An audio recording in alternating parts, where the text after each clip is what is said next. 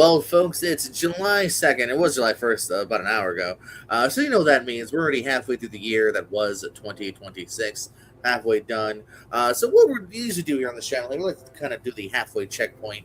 Coming up soon on this channel here, we'll be discussing our favorite films of the year so far, our least favorite films of the year so far, our favorite TV shows of the year so far. But before we do all that, we're starting out spooky. And who better to have than the one, the only, the master of why we love horror? Like and subscribe, John Mars here. John, how are you? Hey, thank you. Yeah, we do love horror over at Why We Love Horror, and we've seen a lot of horror movies over at Why We Love Horror. So, what better place to talk about it than the countdown? JPO here on the Pierce Count. Like and subscribe. Hey, you heard the man. John, your list is about a little more nuanced than mine. What do you got coming in at number 10 on your list of favorite horror films of the year so Number far? 10, yeah, number 10. Like a movie got a lot of hype. It just barely makes my number 10. Send Help is my number 10 of the year. Sam Raimi, I got him a man. I'll keep talking. All the two, Dylan O'Brien and Rachel McAdams, two great performances. You get all your good Sam Raimi effects. It's definitely a Sam Raimi movie. I'm happy to see it. I just saw a lot of movies that were better than it, but to Send Help still worth your time. Check it out. Yeah, absolutely. Here, coming in my number 10. Everyone loved it, including me. The Bride was weird. Debut from Maggie Gyllenhaal. She's got her bro, Jake Gyllenhaal, in it here. I at least like some of the stuff that they were going for, swinging for the fence here. So it was still at least intriguing here. Not everything I vibed with, but, still got a couple of great actors at the forefront here. So it did at least keep me intrigued. Will it make it at the end of the year? Probably not, but it made it from here so far. What do you got at number 9, John? Number 9, another movie that I think a lot of people like, but again, I've seen a lot of movies better than it. Damien McCarthy only makes bangers though. Hokum is my number 9.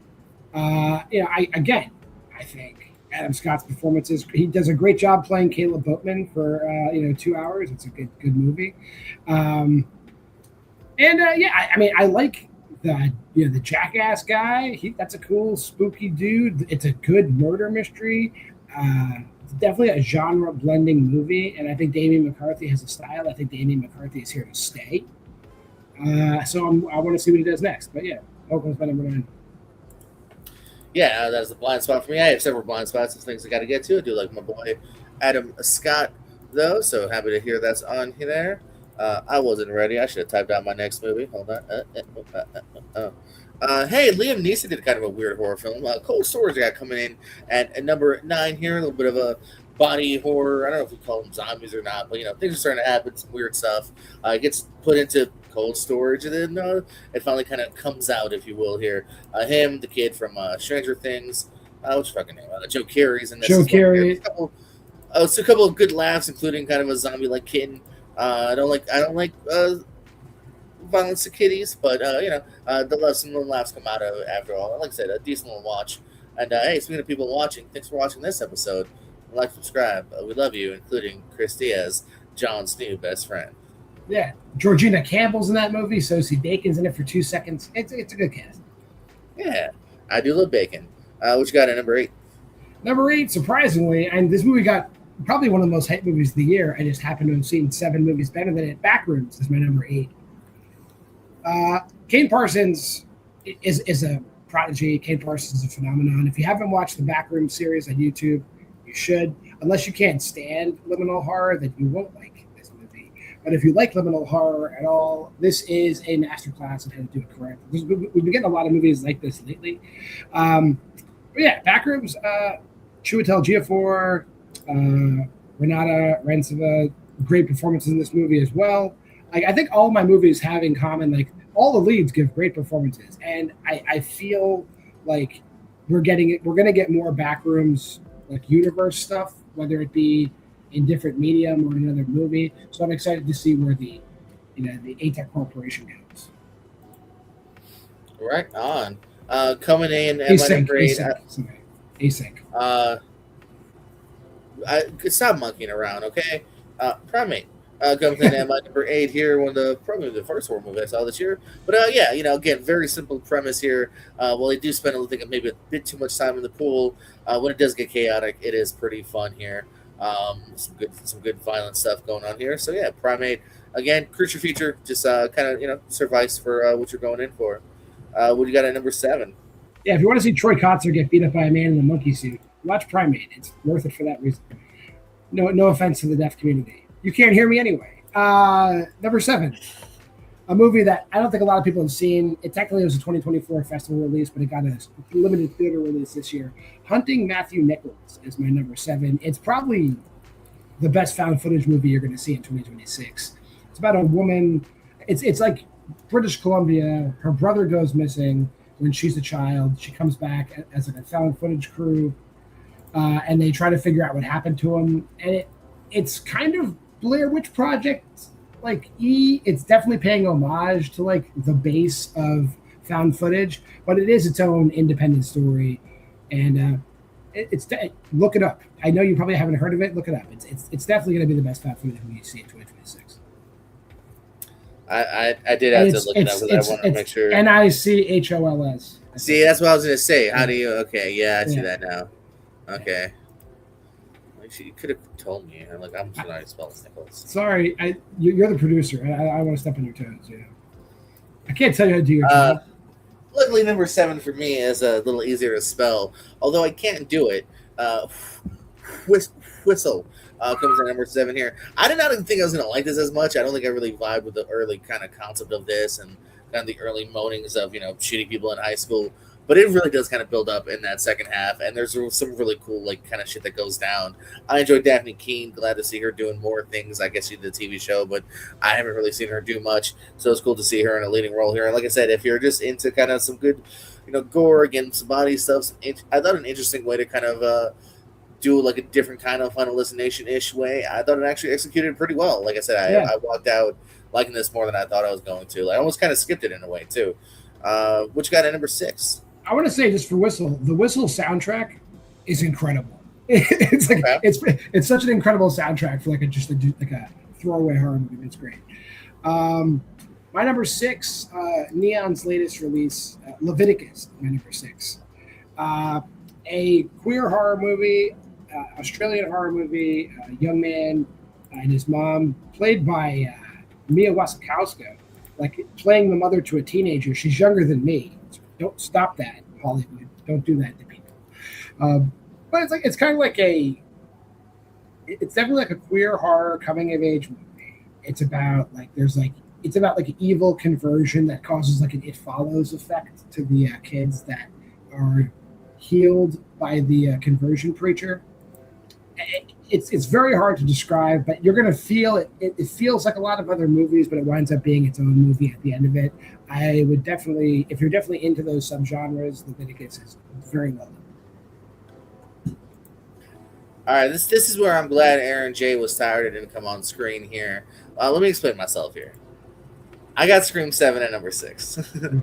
I thought I'm in the middle during this debate here. It is my least favorite Scream, but I still enjoyed getting the mother-daughter relationship here. I thought some of the kills were good too. I thought this movie does amp up the gore, so if you're into that, I think it sufficed in that here. I was intrigued in who the killer was, who it was. All right, but yes, I love me some Ghostface. It was good, John. I swear it was good. I'm not trying to convince myself. It was good. What do you got number 5, John? Scream 7 is fucking dog shit. My number 5 is Undertone, all lowercase with a period at the end. Undertone, A24's Undertone. Again, like an experience. I don't know if you watch it at home if you're going to get the real experience of the movie, because watching this like in Dolby, in AMC, was phenomenal. Such an excellent movie-going experience. I can't wait to see what this guy does next. A lot of people are kind of shitting on it, like because it's basic. Yeah, it is like a basic, like kind of like a 2-person kind of play, but like it really, really explores the space, and every technical aspect of Undertone is close to fucking perfect. Like people who are shitting on Undertone don't know movies, and you can fight me. I'll let you know, because I'll let you know if it does hold up on VOD. That's how I'll be seeing it in the next week or so. Coming in at my number 5. Hey, look, another sequel. Ready or Not 2, Here I Come. Take out that 2. She's Ready or Not, Here I Come. But anyway, No, I enjoyed it. It picks up very much where the last one left off, or having that cigarette on the stoop. I've even joked in the years prior, before even knowing there's a sequel, like she's definitely going to jail, right? Like, how does she explain this blood covered, everyone's dead dress? And yeah, that's what happens in the first. Um, it definitely it was I don't want to say a disappointment, because I did have fun. You get SMG, Sarah Michelle Gellar, Sean Hatosi, who I guess is having a moment. So good for him. I didn't know he was back in the limelight. I haven't seen the pit or whatever. And there's some fun stuff here. It definitely um, goes a bit bigger in the actual like blood and explosion department, as far as humans go, than the first one here. So I thought that kind of to a degree wore off, but get some fun side characters. Best eyebrows in the business, Nestor Carbonell amongst others. So still had some fun with the Ready or Not franchise here. Not the last time I'll talk about sisters fighting against the whole big group trying to live. What you got number four? My number four, again, 2025 festival movie, had a 2026 release. It started the year off. I think maybe the first movie I saw in theaters this year. The Plague is my number four, and like, what a movie! Like, what a story! Like, what a message! Like, I don't know if a kid. He's at a water polo camp, and he faces like really, like, like cerebral bullying from like other kids, and it might not feel like a horror movie, but like the more you think about it, the scarier the movie actually is. If you can get your hands on a copy of The Plague, I would definitely recommend you watch it. It's definitely going to be in my top 10 no matter what. But it was the first 5-star movie I saw this year. But yeah, go check out The Plague. We got a 5-star banger on our hands, folks. Hey, is this Surf? Yeah, our first crossover coming in at my number four. I have Send Help, you mentioned before here. Sam Raimi going back to kind of some horror here. I definitely think it's the lead. Dennis Haysbert was in this anyway. But it's some of the lead characters of Rachel McAdams and Dylan O'Brien have a great sparring back and forth here. Her coming into her more of herself, because now she's the captain now. Look at her. And then the stuff that ensues from there here. Don't love every decision and angle that they went with here, but again, acting top notch. Are always kind of invested into what's going to happen with these two trapped on the island. Number three, John. I signed up. I do love how they try to convince you for like half the movie that Rachel McAdams is ugly. Number three. She wears sweaters and spills mustard on it sometimes. This is probably like my most controversial thing because I have it so high because I love this movie. A lot of people, I guess, were expecting something different going in, but Faces of Death is my number three. I think Dacre Montgomery fucking rules in this movie. This will be my Halloween costume this year. It's so good. Like I guess people just wanted to see the 70s version of Faces of Death. Morons, they're not going to fucking put some of that in theaters. That's just not going to happen. But the way they used the source material to craft this movie, incredible. Like a masterclass on like slashers, sort of. I don't want to say it's like a modern. Nah, I don't want to insult nerds. It's just a good slasher film. It's a good like mystery. It's a good like kind of crime procedural. Nobody believes the woman. She's got to go do it herself, hunting down the killer. Check out Faces of Death. Don't read the reviews. Just go watch it with an empty mind. Faces of Death. For another one, I do got to check out here. Number three, my more preferable of the two sisters that got to come together that have been kind of torn apart, but now they have a bunch of people they have to kill to get out of the place. They Will Kill You coming in at my number three here. I remember thinking like, oh, so it's Ready or Not. It's Ready or Not 3, just a little bit early here. But I actually think this is funnier. I think slightly more invested in the sisters even to a degree in a way, maybe just because I like what Sazi Beats was doing here. The side characters, I don't want to necessarily give away the twist if you don't know what the other hidden twist is underneath it here. Even the ending, the bunkers ending with like a pig head and everything. I just had a lot of fun with this movie actually here. Like this movie was another one that like I went in because I like a couple of the actors and walked out going like that was really fun. They took concepts we've seen, kind of mixed them together, and it created a really fun movie. What you got number two? Number two, a remake. But probably the best horror comedy of the year, Over Your Dead Body, a remake of the Norwegian movie The Trip. But like, just turn the volume up to 11. I gotta say, Jason Segel, Samara Weaving, Timothy Olyphant, Juliette Lewis, Keith Jardine, the guy that plays the dad, all turning in like excellent performances. Paul Guilfoyle plays the dad. Like everyone just firing on all cylinders in this movie. They're not afraid to go over the top of the gore. The jokes land. There's some really cool shit that happens. Some cool cameos. Over Your Dead Body is a blast the entire runtime. I'd say if you haven't seen it, go check it out. I mean, we're not going to get into debate. Just for the record, this would be in my 5. I don't consider it horror, and neither does Letterboxd. So as long as I'm not I couldn't find it either, but like I consider it horror, so I'm putting it in there. Thriller.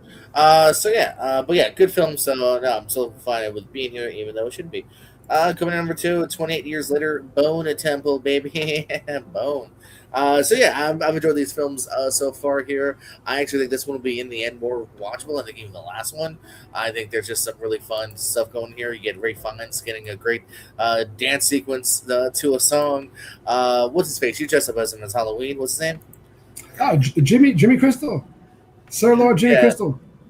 Yeah, Sir Jimmy Crystal as Jack O'Connell here gets his shine here. Alfie Williams, all the kids too. Shout out to a couple of the great kid actors that pop up in this as well here. You got the Big Dick Zombie. He comes in even more story and background. If you're like, I want to know more about Big Dick Richie, you find out about Big Dick Richie, whatever his name is. I don't know if Richie's his name, but you find out more about that Big Dick guy. Oh, Samson, Big Dick Samson. Yeah, Big Dick Samson. Biggest. God. Anyway, sorry, I got distracted by thinking about it. And yeah, so 28 years later. Hopefully they're able to do that third one, because I'll be really bummed if they don't. All right, John, we've talked about some good movies here, but what is your favorite horror movie of 2026 so far? Everybody knows it's Obsession. I mean, it was absent from my list so far, so Obsession is my number 1 of the year.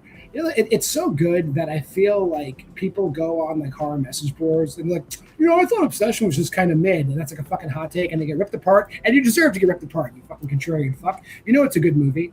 Stop your fucking bullshit. Like, you just want to go in there and not like it. That's upsetting to me. It's upsetting to me as a human being. So, fuck you and your mother and the horse you rode in on, and Mike Hanley. So you look at Chris's list here. Yeah, good job, Chris. I agree with that. That's no notes, Chris. That feels like your list. My number 1 here. You're kind of a basic bitch. I have The Strangers Chapter 3. I have Obsession as well here. So yeah, watched Milk and Cereal from a couple years ago. The very kind of short kind of experimental film, not experimental, but short kind of tester film from Curry Barker. He pops up all the time on my YouTube shorts, and so finding out that he's got his a little bit of a budget, a full feature length film. I was in from the get go here. Heard the word of mouth here. I made sure I got to the theaters. Only a couple times I was able to get to the theaters this year. Just really good stuff here. Really great tension building. Shout out to the actors at play here, including his buddy Cooper is good, but then of course the main scene stealer is the obsessed girl. She is fantastic here. She will definitely get a couple roles off of this here now. Such What's good word name? about the in India. Indy Navarrete, yeah. Oh, sweet. Okay, I probably would have gotten the point though if it was trivia, because that's in India. Damn it, no points. But yeah, I think that is a name that you'll definitely be hearing more of in the next couple of years. And yeah, so good that like they already greenlit his, not only greenlit, he shot his next movie here before the Texas Chainsaw. He's got a whole movie in the can already. Was Rachel McAdams again? Maybe. But anyway, regardless, or maybe Bryce Dallas. Bryce Dallas might be what I'm thinking of. I get all those white bitches confused. But as you should. Yeah, man. We talked about a lot of good movies here tonight. Where else can the people find you? Go over to Why We Love Horror. You'll see reviews for all these movies on Why We Love Horror. You'll find me over there. JW Maher on Letterboxd. That's MAHER. JWMAHER on Letterboxd. You could, you want to play in Why We Love Horror? Shoot me an email. WWLhorror@gmail.com. Find me there. You'll figure it out. You guys are smart for the most part. You'll figure it out. GPO, where can people find you besides here? Besides here, let's see. We got the Pierce Wrestling channel here, some wrestling shenanigans over there. We got the Lonely Marks channel, Thursdays at 10 o'clock. We'll be talking pro wrestling every week. They find me sometimes at Lights Out, sometimes at Why We Love Horror, sometimes at multiplex, amongst other places here. But yeah, most importantly, right here at the Piersco. Stay tuned. Again, in the next week or so, we'll be talking favorite movies, least favorite movies, TV shows, so much more. More tournament matches coming up. Trying to schedule people. Alec Miller, I hate you. Kirk Kolakowski, I hate you. But we're trying, and we'll get them on here sometime to do their